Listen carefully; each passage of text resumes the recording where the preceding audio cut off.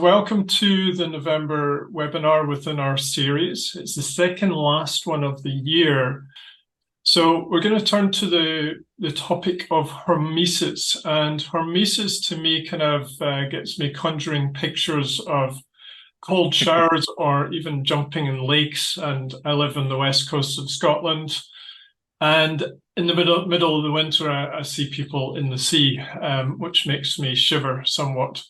Um, so there's this notion, the Wim Hof type hormesis response of cold exposure or intermittent fasting or fasting procedures. All of these are hormetic procedures. So is exercise. To me, that's probably one of the best hormetic drivers that you can put into the body.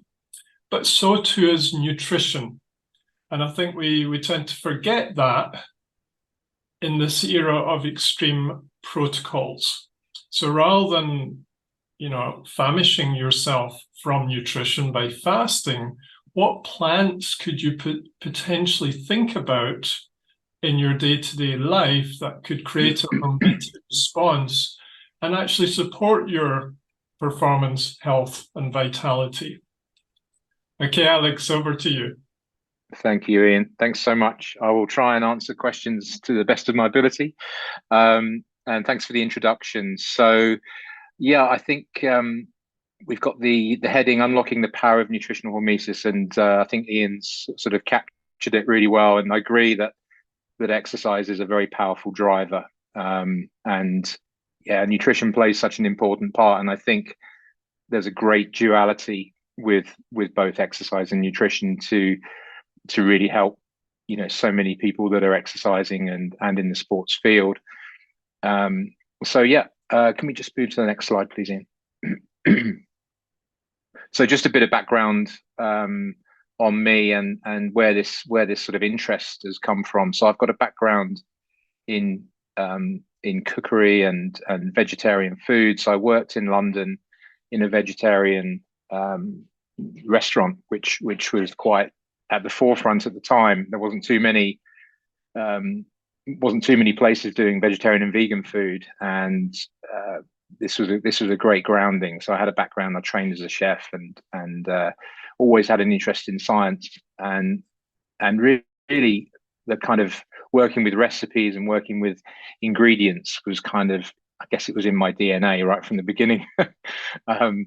And it led me on to studies at it was called ION, which is still going now, founded by Patrick Holford, who was one of my lecturers at the time, and he always had a big interest in nutrition and brain function, and I think he's continued in that area. Yeah, it's was a great foundation for me, and it led on to further studies in nutrition at Surrey University. And there was some discussion around polyphenols and the effects of some of these nutrients on health and well-being. And it's sort of, I think my interest was sparked there, which was furthered by studies in herbal medicine, where I did training at University of Westminster.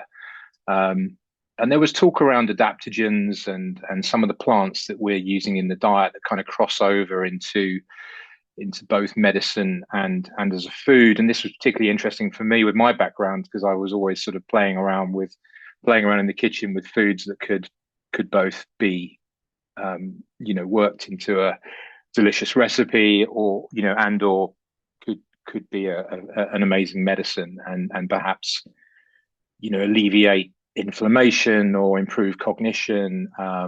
So it was particularly interesting. I always had an interest in the adaptogens as well, particularly things like rhodiola and ginseng, and how these could help with performance, and how how I might use them for myself. I was kind of interested in cycling and, at the time, martial arts and various different things that you play around with. That kind of steered me into working in the natural products industry, where I worked for a number of supplement companies, both in the corporate world and also in the sort of smaller startup businesses. So this kind of interest kind of channeled through these companies, and I was involved in the formulation and development of a number of brands, through to today, where I've been more in a consultancy role, helping develop concepts. And I've had this interest in sports nutrition, and the hormesis thing really came out of an area where particularly one thing came up where I was asked to do a talk on resveratrol, which some of you might be familiar with. It's one of the components in red wine. You find it in a number of other plants, and I had to do a lecture overseas, and I had to do some studies, and there was this talk about hormesis, and I kept reading it time and time again, and this was probably 15 years ago or more. And this ability to protect the cells and exert some adaptive responses within the cells. So it was a compound that interested me, and it started to sort of gain momentum in terms of, what was the potential, and what other aspects of other plants could have this effect. And at the same time, I was kind of reading some of the work from people like Jeffrey Bland and Mark Hyman, some of these people, and more recently, particularly through Ian's work at CISN, I've heard this mentioned, this area of hormesis, and it is a buzzword, and it's finding its way into so many areas of performance. So yeah, the interest has really sort of rolled on from there. Okay, Ian, thank you. Next slide. So I thought I'd sort of just get people thinking about what is this? What is it about stress? What are the challenges that we face, and how do we find this balance in finding the right level? So if we don't stress ourselves, if we don't challenge ourselves enough, are we really getting the best of ourselves and our genetics? And if we push ourselves too hard, if we do extreme diets or extreme endurance events, perhaps that's too much, and can lead to overtraining. It's things that you probably find with your clients, and even perhaps in your own experiences where you push yourselves too hard. So I just thought I'd frame these questions, and how do we best achieve this known as eustress, which is this kind of ideal zone where it's not too much or too little, so you're getting this beneficial effect on cellular health, and actually you're in this kind of zone where you do feel the benefit. There's something tangible where you think, wow, I feel so good. I don't know, I guess, like Ian mentioned, like ice bathing or being in a sauna, that sort of extremes of hot and cold, and fasting, where you feel this kind of euphoric nature, and maybe you see positive results in your physiology, or perhaps in your blood test results, or you see it in your clients.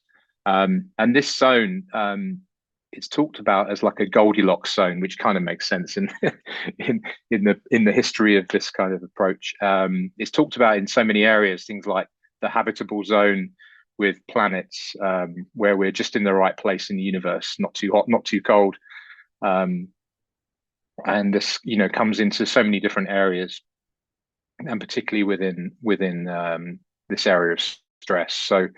So yeah, do jot down anything that you feel you've applied, and how this might affect your life, or any results, positive results you've had, and we can feed this into any sort of chat towards the end, when we come into this area. So thanks, Ian. Okay, so definition, you've probably come across something like this in some of your reading, and just 1 second, just so I can see my slide properly. Yeah, so we see hormesis as really a stress. It could be physical, chemical, or biological, and this basically results in improvements in cells, tissues, and organs, and it results in an adaptive response. So so something that we do, whether it's exercise or, like we say, or lifestyle or diet, that creates really as a low dose stressor. It results in an adaptive response, which triggers positive beneficial results within the body, termed physiological hormesis. And I really like this phrase that I picked up from a research paper, which talks about that we may be suffering from an intelligence-driven health paradox, which has enabled us to remove these very hormetic factors that have been responsible for ensuring our actual fitness. So, are we moving into an era where we want convenience and we want the the ability to do things very quickly and efficiently, but we're missing out on this almost ancestral driver that really we need for our health and well-being. So I think it's like a message of really getting off the sofa, getting out there, and experiencing what we really should be experiencing from our evolution. So by triggering this mild stress, you can see from the diagram this hormetic response, and we get adaptation within the mitochondria, particularly where we get this increase in signaling, autophagy or autophagy, depending on how we want to pronounce that. This is really the cleaning up systems to clean up cells that may be damaged or need repair. So through providing this stress response, rather than a long-term chronic stress, which can lead to inflammation and the beginning of disease, we're looking at really this sort of almost like a mild or an intermittent stress, which can come through these dietary factors, which we'll talk about, or through other means, such as within the Nordic lifestyle of things like sauna and ice bathing. And I know you're probably familiar with Wim Hof. He uses some of these techniques to improve function and get results with people to reach new levels of health. So there are these different approaches and different ways in. Other things include heat shock proteins. You may be familiar with those. Those increase. Other ways that these proteins are triggered are through things like sauna, and even hot bathing can raise it. And these are important for adaptation, cellular adaptation, and mitochondrial health, and take us to this new level, this increased level of good health. And also, this doesn't just work on kind of general well-being, but also for things like immunity and cognitive function. So it's important that we include these challenges. So we get into this preconditioned state through this approach of bringing in these mild stressors, which can lead ultimately to stress resistance. So we've gone through this adaptation and reached improvements in cellular function. And of course, if we don't stress ourselves on the flip side, what is that really doing for our physiology? What are we doing? We're staying safe. We're not allowing our cellular machinery to really ultimately have the necessary drivers or the necessary stimulation. So it's clear that some stress is needed, from our evolutionary past through to modern day.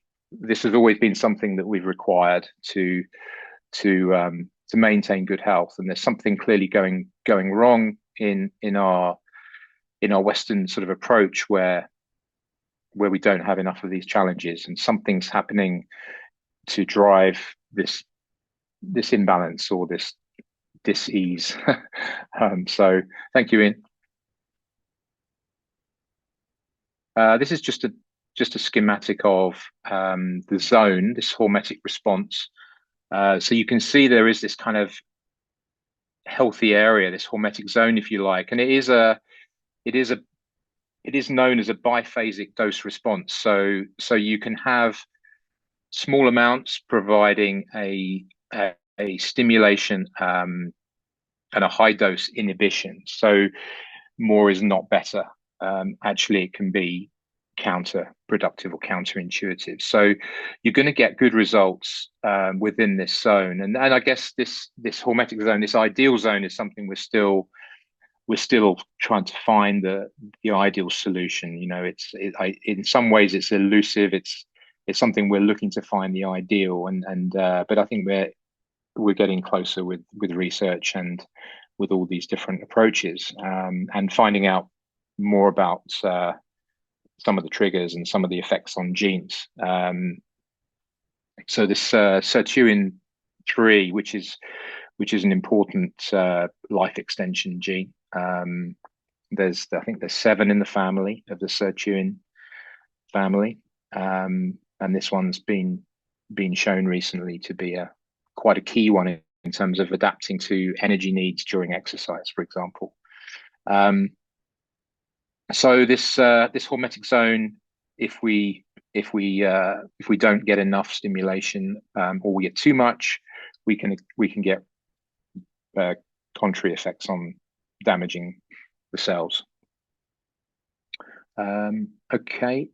Oh, just a little bit else on that slide. CR is calorie restrictions. So for those of you that are fasting, and I welcome any input on this, if anyone's finding that fasting is having a tremendous effect, we know that there is some benefits, and it's showing good results. But any experience would be welcome. So obviously exercise, as Ian mentioned, and ROS is free radicals or reactive oxygen species. So we know that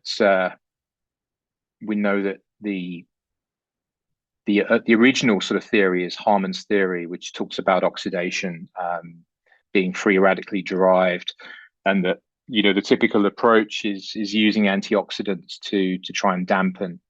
But what we're starting to realize is that free radicals actually have a positive role to play, and that they work as signaling molecules to actually start to create this adaptive response, which we'll look at a little bit more. Okay, next slide, please. So yeah, just another diagram, really, just to sort of drive the message home. This approach of really as a lifestyle medicine, just having this moderate exercise, healthy diet, providing some of these key compounds, particularly from the fruit and vegetables. We're getting these compounds. The main ones really are polyphenols. These are present within a lot of the brightly colored, dark green leafy vegetables, and colorful fruits and plants, and even olive oil. They're finding is rich in polyphenols and has got some really powerful effects through cellular health and even through to neuroprotection. This is some fairly new data, some really interesting results. So this hormetic effect really creating exhibiting some oxidative stress responses, and ultimately can lead to resilience through regulation of this oxidative reductive stress balance, and really having these, you know, powerful polyphenols coming in through the diet on a regular basis can just play that important role, that really like an additive role to exercise that's encountered. So it has its place within improving functionality, improving functional health to really sort of help reduce inflammation, but also in driving mitochondrial function for those that are pushing themselves through training. Okay, so yeah, you can see on the right hand side the downside of too much oxidative stress and having a diet that's probably high in the wrong types of foods. This can result in an excess of oxidative stress and an overexpression of free radical damage. So I thought this was quite nice as like showing that like a balancing effect really from both sides. Okay, thank you, Ian.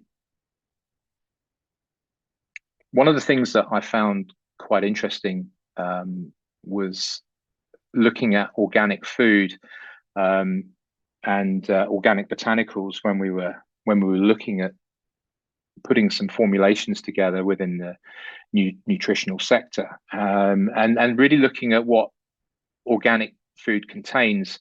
And it's really the plants that are grown in a challenging environment that they're experiencing stress from perhaps weather or solar radiation or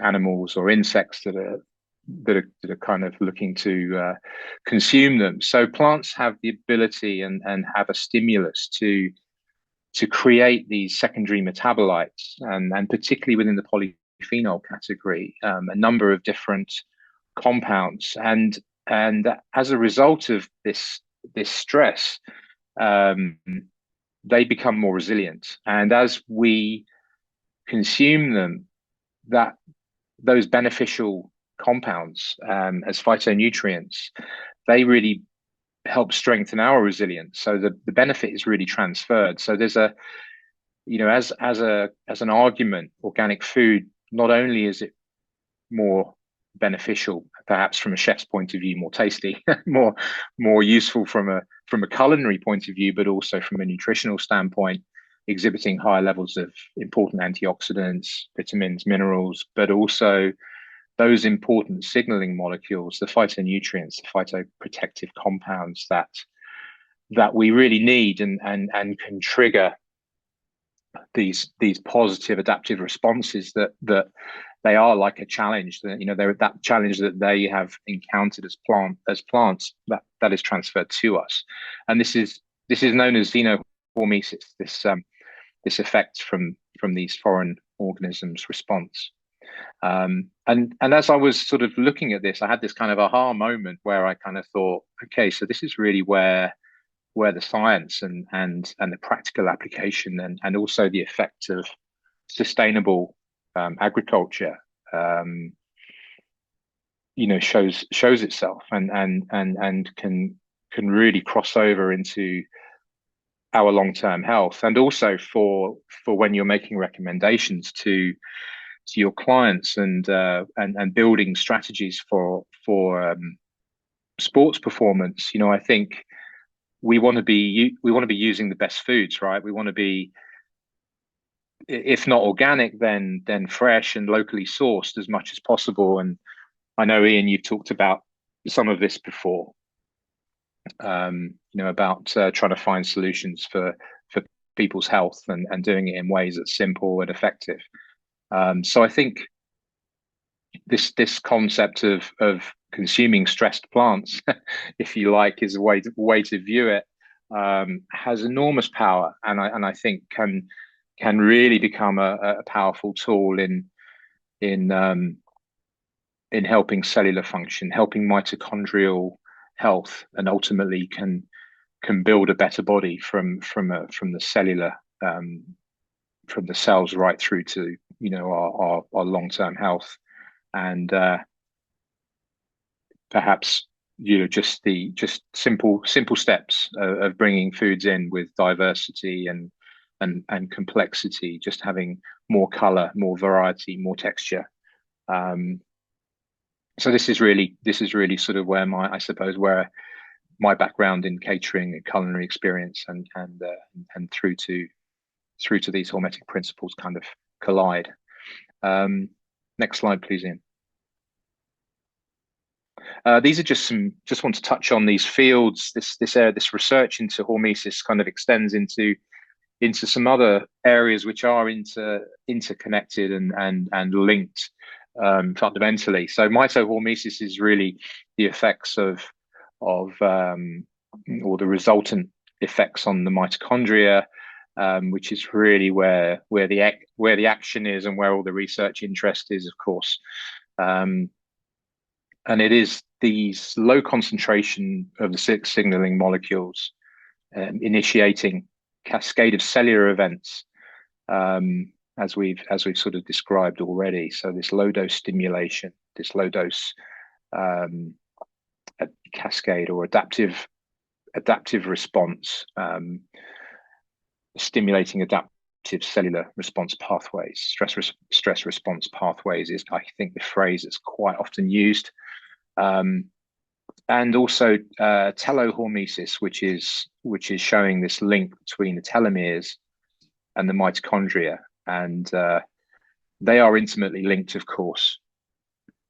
And there's some interesting data that's kind of tying these together, and telomeres are really they protect ultimately the genome and genomic stability. So if you can help that, if you can ultimately protect the mitochondria and ultimately protect telomere function and the genomic, or your genomic stability is really at the center of it. So if we can do this through both diet, exercise, and lifestyle, tying in the best of these features, we can ultimately, produce energy more effectively, improve endurance, and perhaps undo, for general health, undo the inflammatory mechanisms that are often trying to defeat us. Some of the things we're exposed to, and the dietary components that perhaps work as anti-nutrients. So if we can mitigate this by the right application, then there's enormous potential for supporting that that key level at cellular level. So that was quite interesting, and I found this field of hormesis has expanded before my eyes. Once I started delving into it, I thought, wow, there's not just about what doesn't kill you makes you stronger. There's a lot more depth to this. There's a lot of research that's going into it, and does that mean that hormesis is the answer to everything? I think it's within a link within the chain. I think it's an important driver, an important mechanism, and it could provide some keys to health ultimately. So I thought that that was an additional. If you want to delve a little bit further into the cellular pathways, this shows some of the effects within the nucleus. I think I've mentioned one or two of these. Most of these factors are involved in homeostatic regulation. So trying to move us into an area of general good health, avoiding the nasty diseases. So if this machinery is working well, we can maintain good health. But actually pushing it a little bit further through hormesis can actually trigger some of these important pathways which can lay a bit dormant if we're not challenging ourselves sufficiently. One particular is interesting that sort of flagged up for me, and I think I've seen mentioned in some of Ian's other lectures, NRF2, which is a transcription factor and is really like a master cellular pathway, and it has some important benefits which I'll talk a little bit more about. But the main aspects to it is it seems to be kind of like a gatekeeper for some of our particular important defense systems, our antioxidant enzymes, and also our detoxification systems. So, I think we get a certain amount of benefit from some of the nutrients that we're consuming, like vitamin C and vitamin E, but that's kind of like a one level. I think this activating these pathways, these ancestral or evolutionary pathways, take things to a deeper level, almost down to a quantum level, which is if you're into physics or more in-depth biology, this can take the conversation into a slightly different area. But of particular interest, if we can activate these systems using certain dietary approaches, then there is huge potential. And I've looked at some of the data, some interesting points around keeping these systems working well might improve our mitochondrial health, that might even improve mitochondrial plasticity, so that our ability to withstand things like viruses and pathogens, that it might push us into an area of health that might just give us that kind of survival of the fittest. It might help us beyond just the general kind of wellness, and move us into a better state, a better version of you. So I think, if it can help with health and ultimately lifespan, then what better way of moving forward? And really, performance comes out of health, as Ian states on a regular basis. We need to get these things right at the cellular level and get our health right before we can ultimately perform at our best. And this seems to be quite an important aspect. So, next slide, please, Ian. Another thing that came to my mind and really jumped out was when I started looking at what was happening. Some of the research was looking at mechanisms that were underpinning some of the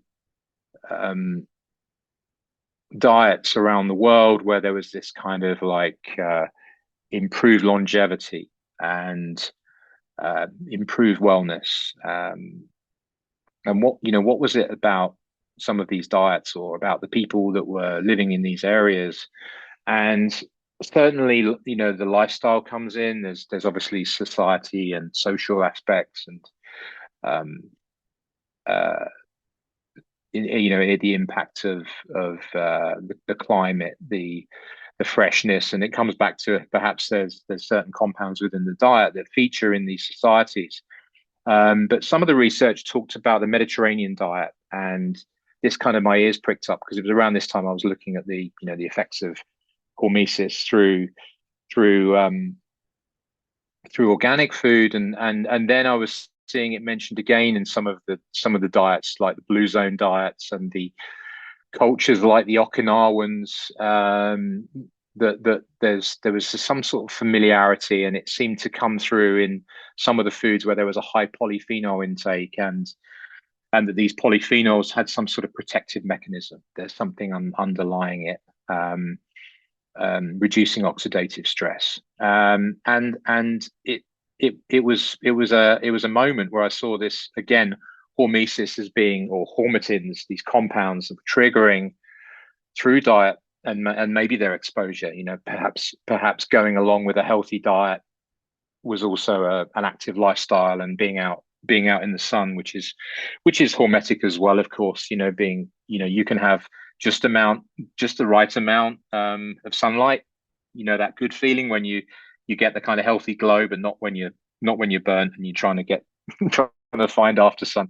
So there is that kind of Goldilocks zone with exposure in that respect as well, of course. So I kind of thought perhaps there is this unifying theme. Is hormesis a key driver in these societies and within these diets? And the Mediterranean diet seems to come into play quite a lot as being one of the most important approaches, and it does seem to have a lot of these compounds, a lot of these dietary components, like olives and olive oil, walnuts, and the fresh salads. These are powerful compounds. So yeah, and that seems to carry over into some of the other cultures as well. Next slide, please. Okay, I mentioned NRF2, so this is quite a lot of data on this, and it's one that's definitely worth digging into and reading around if you have a particular interest. Certainly, certain foods are good triggers, and I'll mention some of those. in addition to the ones I mentioned already. But this NRF2 is a master regulator, and particularly of the antioxidant systems. It does also affect other compounds like NF-kappa B as an inflammatory marker. Again, has its results, has its effects within the sporting context. If we can improve recovery, reduce inflammation, then clearly this can have a powerful effect. And also, if you're regulating your antioxidant response far more effectively than swallowing lots of antioxidant supplements or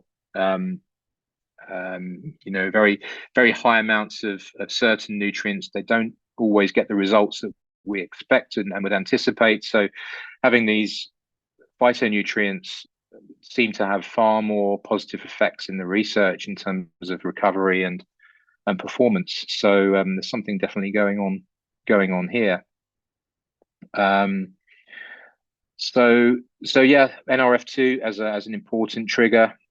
It's shown that cells increase their production of cytoprotection and restorative proteins, growth factors, phase 2 and antioxidant enzymes, and also protein chaperones. So there's a lot of cell signaling going on as a result of triggering this NRF2, and polyphenols seem to be one of the key drivers of this transcription factor. So yeah, there's some important work being done on this, which is really useful. Next slide, please. In addition to this, I just wanted to sort of a slight aside. Even thinking, they're saying, has hormetic effects. So you push yourself through study, or you push yourself through certain sports that are maybe demanding, in a cognitive context. This creates or induces a stress. And this works throughout the nervous system. So what a powerful way to move forward.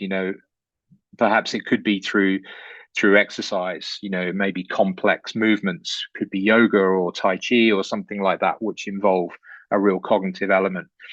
This in itself could be powerful for neuronal health and within improving nervous system function. So that could be really important for recovery or rehabilitation in lots of different capacities, and also for things like cognitive decline.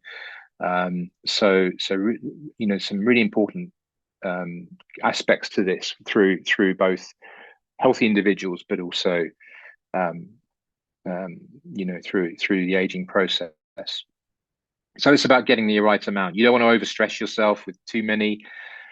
Don't do too many exams, but there is a positive effect for improved adaptation, and again, this works through a number of deeper mechanisms. Some quite nice papers in this area. I'll mention another one towards the end, which was a really interesting bit of research. Okay.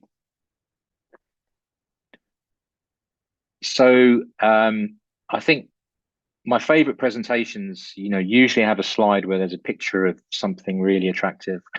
I think nothing more than red wine and dark chocolate. I think that's something we all probably like at the end of a hard week. So these are just some examples, some of the NRF2 activating polyphenol-rich foods. So these compounds have some real good benefits, and this isn't an exhaustive. There's far more foods, but you'll be familiar with most of them. Probably feature widely within your diets, and there is definitely a hormetic aspect to this. When you've had too much red wine, right? Or can you ever have too much? Some people might say, but it's compounds like resveratrol showing some really interesting results. And there are different types, of course. Some of these compounds are available as supplements and occur naturally within food, but there are natural forms and there are synthetic forms. And I think sometimes the research shows mixed results when you get this kind of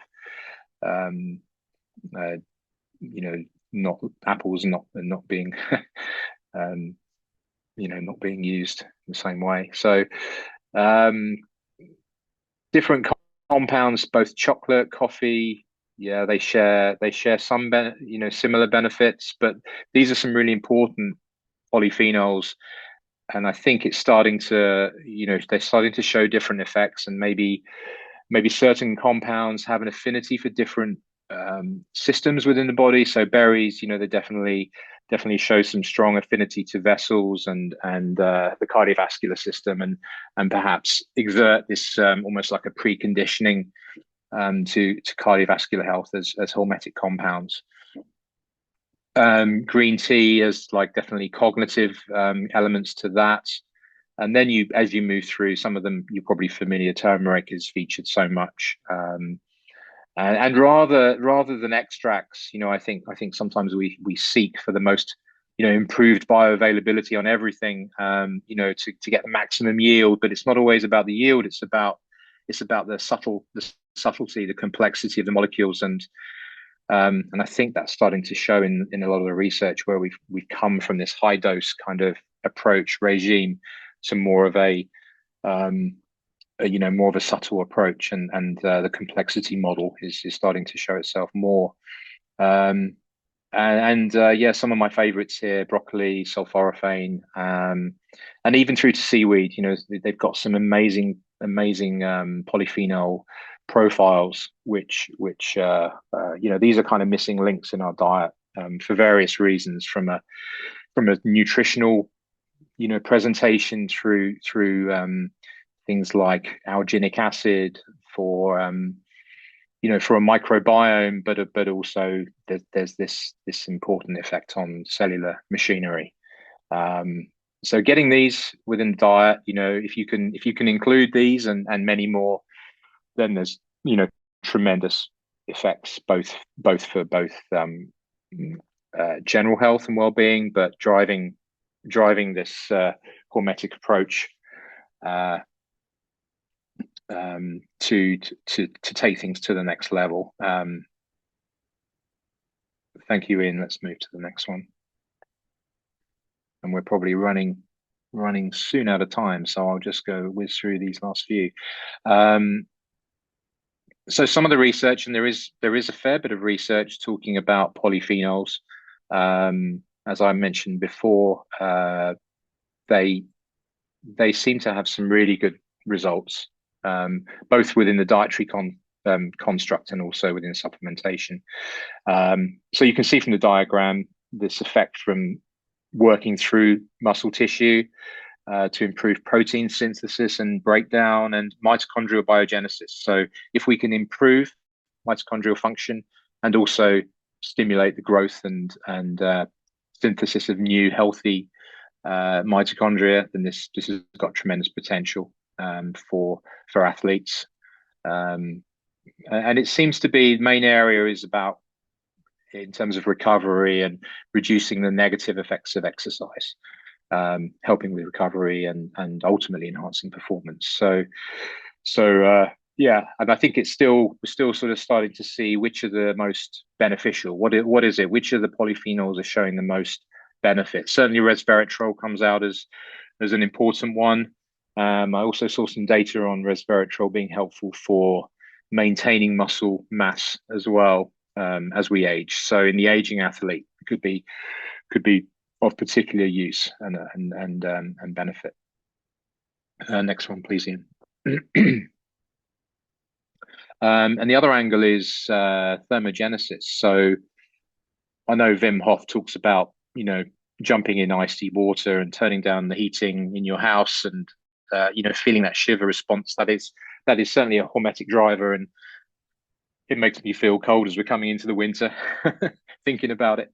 But yeah, certainly the intake of polyphenols might be a faster route for some of us to help boost this effect on thermogenesis and actually activating the types of fat that we need to activate to improve our body fat ratio, maybe to help reduce inflammation and that low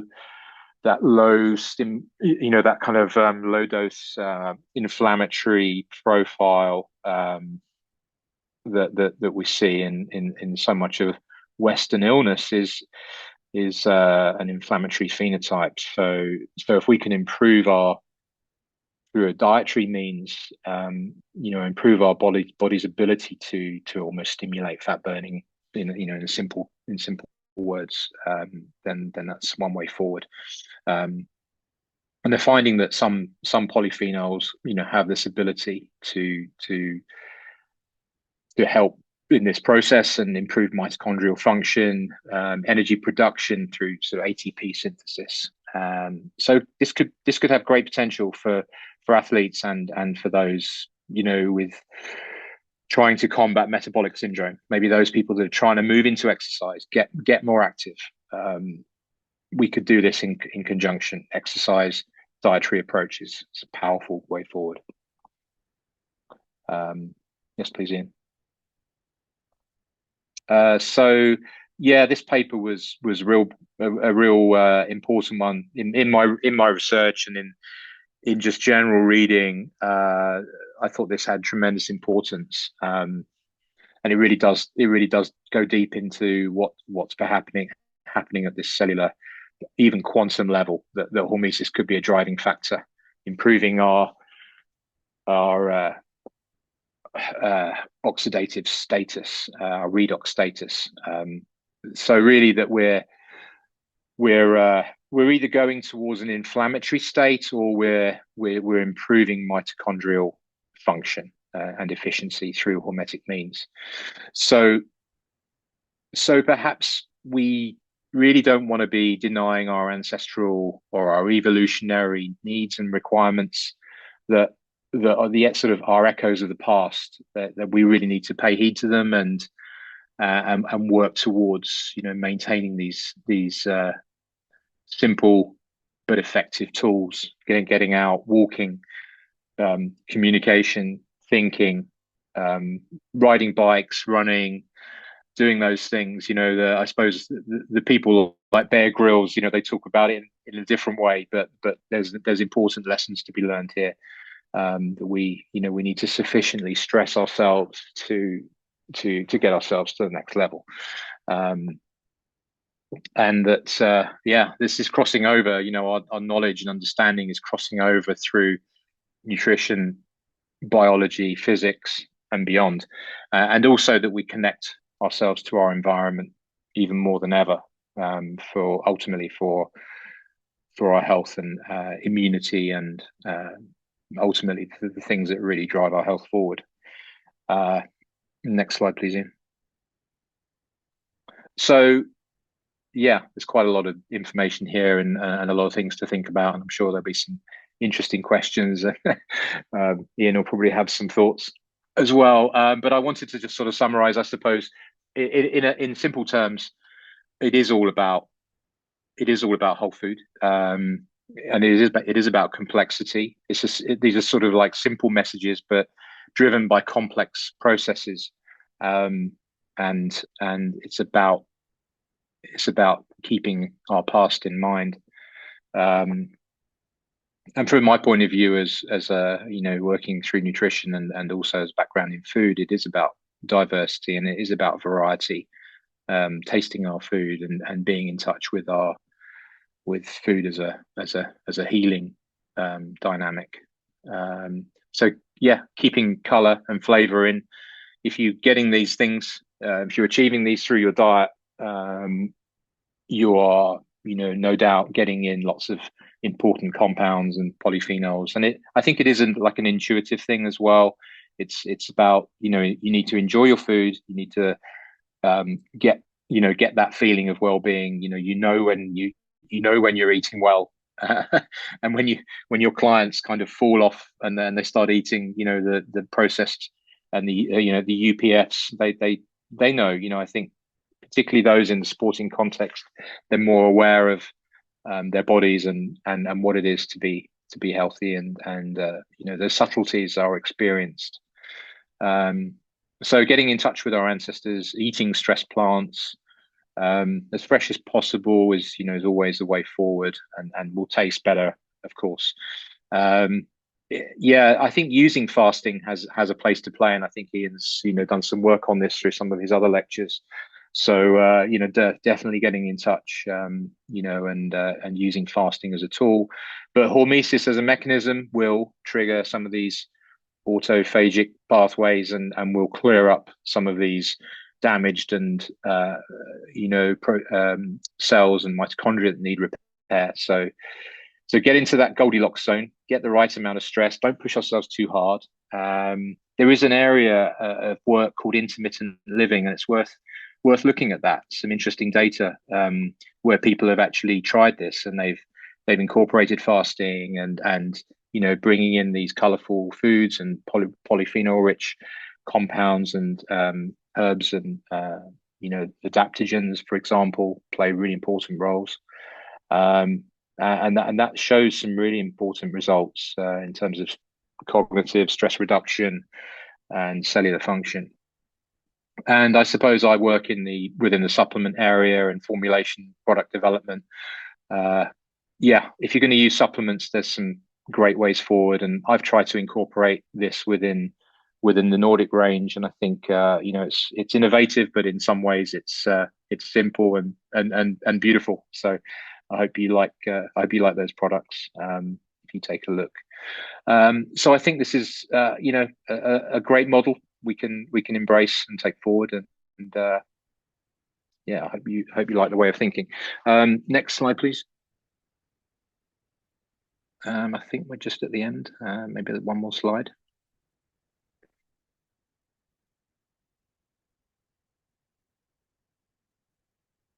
So thank you very much for your time and attention. I think we're about right.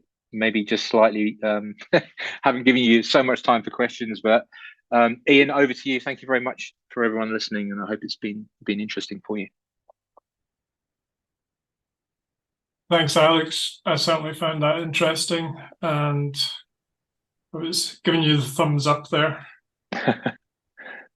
So we've already got a couple of questions. I've got some. This is an area I could chat to you about for another hour, but yeah. If nobody's got questions, I'll ask you some stuff. Okay, so Liesel from Stellenbosch, home of the best wine. I have witnessed powerful weight loss and healing and brain benefits with 16 to 24-hour fasting. The previous illustration mentioned moderate exercise. My concern is, what is the impact of something like fasting on high-intensity exercise? Would one lose muscle? So a very important question to air. So give us your thoughts, Alex. Yeah. Well, I think it perhaps works for some people. I think it might not be a one size fits all, which is probably where you would see it in. But I think if you're fasting, I think it's important that during the time that you are consuming your nutrition, that you do have, obviously, the macros are in there, and there is sufficient support to ensure adequate calories and protein, fats, micronutrients, and these compounds. Some of these compounds that we've mentioned, these polyphenols, can play an important part in helping with the recovery and maintaining healthy immune state as well, if there is high intensity training going on. But I think it probably needs that one-on-one assessment that someone's not going into a catabolic state. They're in a sort of positive, the positive benefits. It's more of a eustress state than a distress state. So yeah, but I don't know if you have anything to add to that, Ian. Yeah, always. So I worked for a long time in Johannesburg, which is a very stressed city. So there are a lot of people trying to do intermittent fasting at the same time as quite heavy training. And metabolically, they would end up in a very compromised state where they could become quite stuck, and might have a weight management goal, but that insulin resistance and overall metabolic resistance had set in. So I like the phrase fuel for the work required from the guys at Liverpool, John Moore University. Yeah, you need to feed the workout. If somebody's going to do intermittent fasting, I generally say do the longer fasting on a Sunday or a day off, or a day when you're going to do some yoga, Yeah, not when that's you good. go out and do something big. It's probably exercise specific, isn't it, as well? Like you say.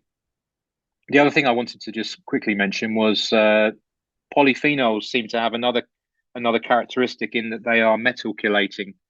So if people are looking into their doing blood results and functional testing, that there could be some compromise from sort of toxicity or environmental contaminants. So the polyphenols appear to have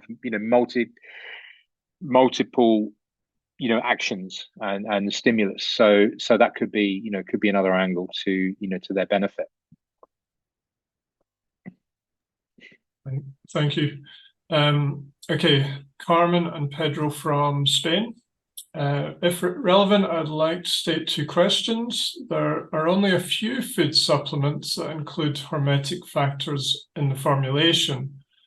How do the people feel about potential benefits of their intake? So, I mean, you obviously formulate, Alex, and it's something you didn't go into too much. So maybe you'd like to say a little bit more about putting these polyphenol-based hormetic ingredients into formulations. Absolutely. Well, it's been a lot of work, through looking at the research, identifying those compounds. I think I mentioned adaptogens, the likes of ginseng, rhodiola. There are some typical examples, and we also within some of the formulations use things like mushrooms, which have got so many benefits. So really, I was looking at underpinning formulations with these compounds that exert this low dose stress. That mirror what the research is kind of showing, and to sort of really have an additive effect to perhaps what the diet is offering or maybe not offering, where we just can't confirm the quality of nutrition. And by choosing organic, it kind of fed through that kind of xenohormetic angle, which I alluded to. So selecting organic botanicals was really kind of like a part of the wish list, and then sort of selecting perhaps those both adaptogens, which by the way, some of the data, when you look at when you have an understanding and start looking at how they work, hormesis seems to be some of the principles of action that adaptogens exhibit. So it was kind of like, okay, that kind of makes sense because they help us adapt, they help us adjust to stress.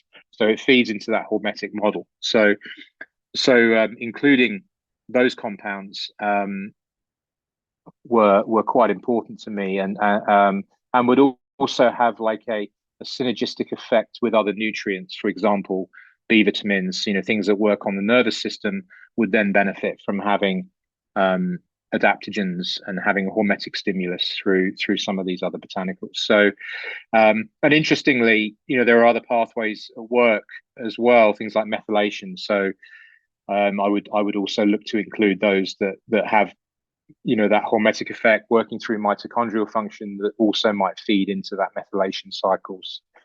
So yeah, really trying to put it all together and also make it specific to formulations, so that it might be might be a B complex or a multi-nutrient, or maybe something like an anti-inflammatory approach.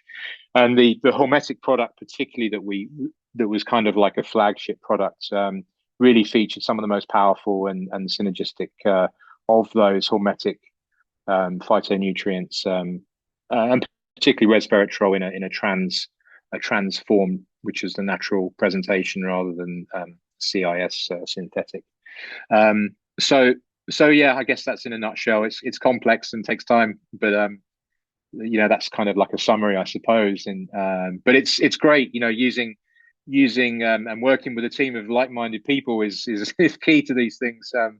But having an end in mind, trying to have both sort of therapeutic type properties, but also things that can kind of kickstart things for healthy individuals as well, and maybe move them just out of homeostasis. Do we want to be in just this kind of absence of disease, or do we want to move towards robust health?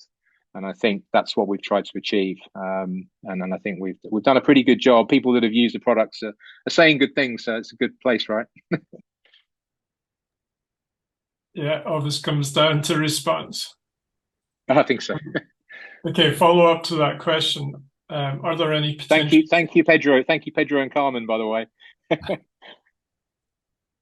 So they're also asking, are there any potential side or adverse effects that we might expect from taking too much dosing, I guess, over time? Yeah, I guess. I mean, I think because they're low dose, we tend to be sort of working in the right area, and working within almost like a dietary capacity. So they're present more as whole rather than extracts, where there might be, an excessive overstimulation of a certain pathway, or could accumulate in some fashion. So I think it's sometimes the form and the presence and the presentation of those which limits the side effects. But of course, if it's having profound positive effects, there's always the flip side. So I suppose, you don't want to over, that hormetic thing of, jumping in cold water is, you can certainly overdo that, right? People can have negative responses. So, I think it's about that sort of dietary context, and just as you would with taking in red wine, or eating salads, and greens and vibrant colors, when you've had too much, when you've overdone it. So it is within that kind of dietary context, and within the framework of healthy eating, and working that into a constructive, proactive approach to exercise, I suppose. I'd like to just sort of add on to what you were saying there, Alex. You're talking about low dose, and you're also talking about synergy of natural ingredients. I remember watching a lecture years ago when it was an Indian researcher looking at the effects of turmeric, or curcumin.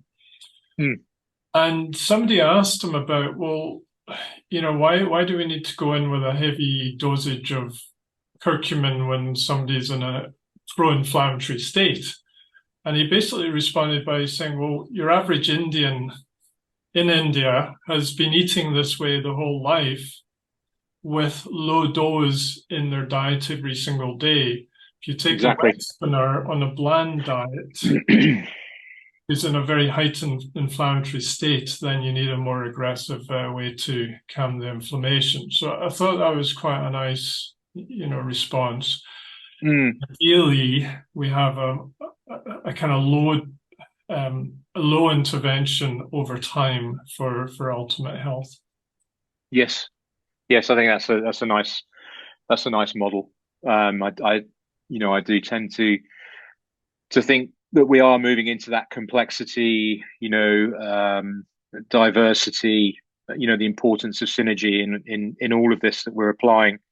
And like you say, maybe a certain individuals, that could be a higher dose approach. Some people don't respond so well.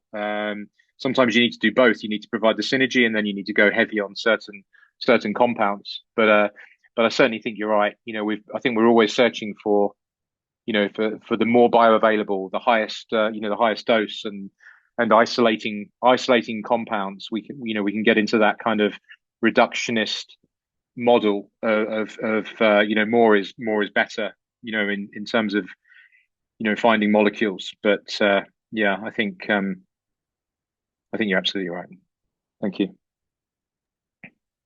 So Lizo's got a follow-on question. She says, does that mean plants are better than pills? So I think we partially answered that, haven't we, Alex, in terms of what goes into the pills. Exactly. So I think Exactly. we can maybe come back to the complexity of plants that we need to try and harness. Totally. Yeah. Again, and it's about, quality over quantity. Yeah. If we're using those plants, within our diet, um, if we're choosing the ones that are stressed, that's very much a key to it. Having the organic ones present, and also sometimes it's about getting the ones that have been less uh, processed. So, choosing things like freeze dried can make a difference as well if we're using those within the supplement strategy. Yeah, I've got two more questions from Steve. Okay, so plants are great, herbalism too. Is there still a place for powerful pharma? And he gave the example of antiretrovirals, for example. So context here, I think, Alex. Yeah, um, I think modern medicine's got some amazing, amazing tools, and we go forward in so many areas. Um, we just we just have to, look at supporting. For some individuals, there's an important role for modern approaches with drugs and using those tools. But we can apply this dual approach.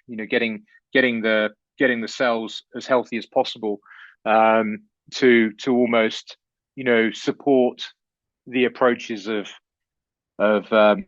standard medicine.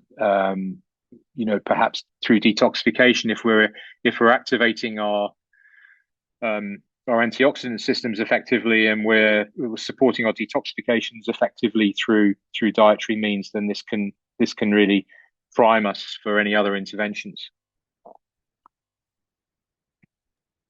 Yeah. Okay. So it doesn't have to be a this or that mentality. Mm, completely. It's getting ourselves into the best possible state that we can receive, and quite often you get this optimization, don't you, with certain approaches where we get ourselves as healthy as possible.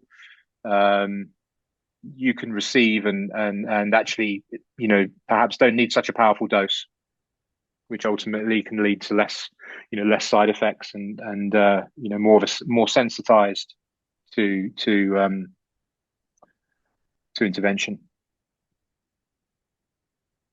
I just want to chuck in a thought on NERF2 that you were talking about earlier. So Yes. NRF2. Um, and that's something I did a bit of research into genetics more than 10 years ago now. And there's some lucky individuals, there's quite a rare NERF2 gene that only a few people have. But the ones that did have it were showing a huge advantage to VO2 max and therefore endurance type exercise. Well, So I kind of brought that forward. That's very much in a way of, okay, you either have that gene or you don't. You have an active or a deletion. But moving forward, we're now in this period where we now know how to try and stimulate that pathway with various modalities. And what you've shared with us tonight is very powerful. That if you can just gently stimulate NERV2 continually without shock treatments, you can support that athlete in their endeavors. Yeah, I think it's a subtle approach. Like you say, it's like a pulse, like a pulsing effect rather than as I mentioned earlier, you want to avoid the overstimulation, you want to avoid the overtraining, and you want to avoid, the chronic stress that ultimately it defeats so many individuals, over time, being in that pro-inflammatory state. If we gently pulse the effect, through these dietary supplemental, lifestyle, these powerful lifestyle stimulus. I've experienced it. I've been out. I try and cycle. I try and do things in my life that stimulate me both from a cognitive perspective and I've tried to play chess and my kids still beat me, but I try to do these things and I cycle with a local club and we go out and we feel the cold and we feel the weather and I look at these people and I think I'm one of the younger ones. What is it that they're doing? Is there something profound that they're doing? And some of them overdo it, of course. You do hear these stories, but when you're in these kind of groups, you sort of think, what is it? Is it a social? Is there a social capacity to this? Is there an elemental? Am I getting back to my ancestral, drivers here? And it's interesting. You play around with these things, but you have a sense, don't you? When you come home and you come in from the cold, and especially this time of year, you just get that good feeling, and an intuitive feeling that something's right. So I think it is, the subtlety and like just engaging and listening to your body. Thank you, Alex. Is there anything else you would like to share to finish off? I think, well, hopefully there's some things that you probably kind of knew already, but maybe had it articulated in a different way or in a new way. I think it's some really exciting things we can do. Some practical things maybe to try out and to work with. And yeah, it'd be great to get feedback. People that have tried things, do go away. And if there's things that you haven't done, I think there's some on Ian's website. There's some amazing, speakers that have touched on some of these areas. And I think it's piecing together, isn't it, Ian? Like each lecture has something that kind of links in some way to the next one. And I think that's what you've tried to do, and you've done an amazing job. So thanks for inviting me. But if anyone has any further questions or any feedback, do get in touch with me or Ian. And thanks to everyone for tuning in. Thank you, Alex. That was a fascinating topic, and I'd love to do another one with you at some stage. Yeah, we'll see where hormesis goes, hey? Yeah, definitely. Thanks, guys. Thanks, everyone. Thanks, everyone, for tuning in, and hopefully we'll see you next month again.